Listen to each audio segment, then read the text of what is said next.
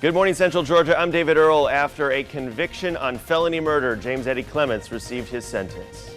Good morning. I'm meteorologist David Ernst. Tropical Storm Isaac continues to drop heavy rain over Louisiana and Mississippi. I'll let you know how the storm will affect us today. Now that's coming up in your full forecast. And I'm Kenny Bergamy. A look at how students at Georgia College developed a new tool to help teachers in the classroom.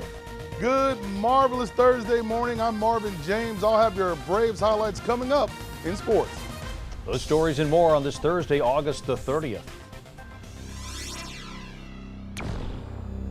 This is 13 WMAZ Eyewitness News Morning.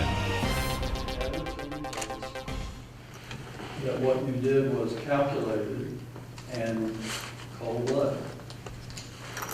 Because of that, that's count one. I'm going to sentence you to life without the possibility of parole.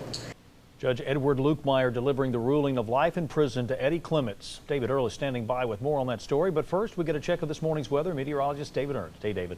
Good morning, Kenny. We are looking at mostly cloudy skies this morning, so don't expect to see a whole lot of sunshine later on today. We've got a few rain showers in the northern part of our viewing area, right around Milledgeville and then on into Hancock County. So Sparta, you're seeing some of that. Elsewhere, just a few light sprinkles showing up, and that's about it. We will see the chance for a little bit of rain this morning, but the better opportunity for rain and storms will come as we get into this afternoon, very similar to how yesterday played out. We'll see temperatures topping out in the upper 80s. Like I said, we do have a pretty good chance of some rain and storms later on today, but those storm chances diminish as we get closer to the weekend, so I'll have more details on that coming up in the full forecast in just a little bit.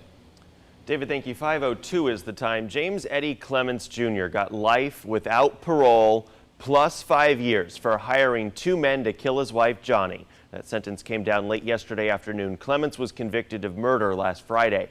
Also in court yesterday is co-defendants Richard and Robert Seibert, the alleged shooter, and his father. The father and son Seibert also receiving sentencing. Richard Seibert got life plus 5 and no parole for killing Johnny Clements. He avoided the death penalty by testifying against James Clements. His father, Robert Seibert, who helped arrange the plot, received a 30-year prison term. District Attorney George Hartwig said those sentences were part of a plea deal with the two Seiberts for testifying last week. Austin Lewis covered that story for us. Every day of the trial, we'll have a full report from her later on in this morning show. Kenny? Thank you, David. Coming up on 5:03 this morning, Macon police continue an investigation into the death of a woman whose body was found in South Macon on Wednesday morning. Bibb County Coroner Leon Jones said the body was found in the backyard of a home on Rocky Creek Road. He said authorities believe they know who she is, but they have not verified that or reached her next of kin. The cause of death is not known, and the coroner said that the autopsy is not yet scheduled. Some new buildings will soon go up in East Macon to help homeless people with disabilities.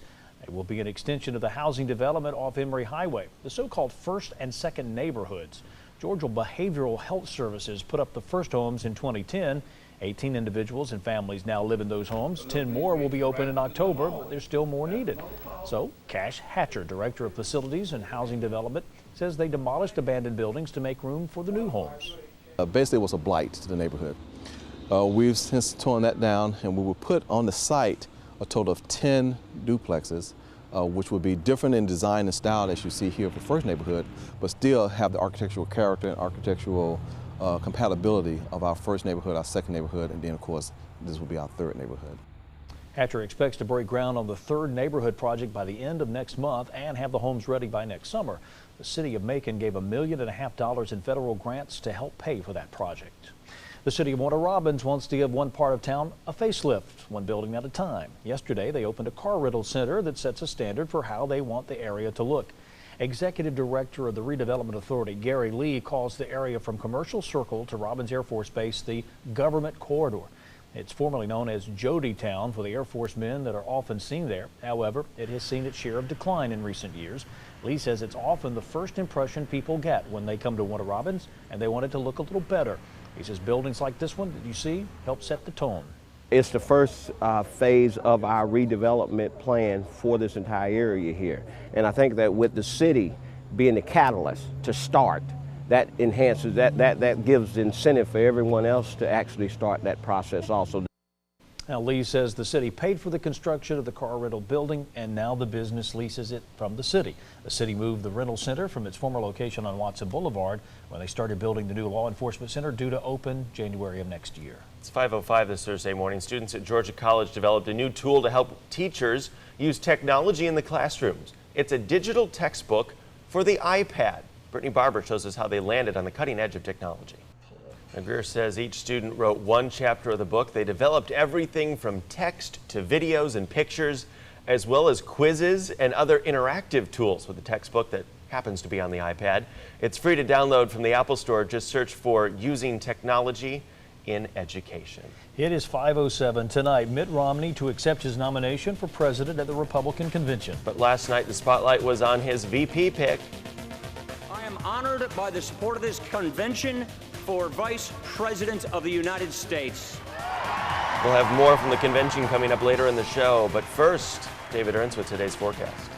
Yeah, so we are going to see mostly cloudy skies today. A decent chance for some more rain showers and storms. Right now, though, most of us are dry. Temperatures low to mid 70s.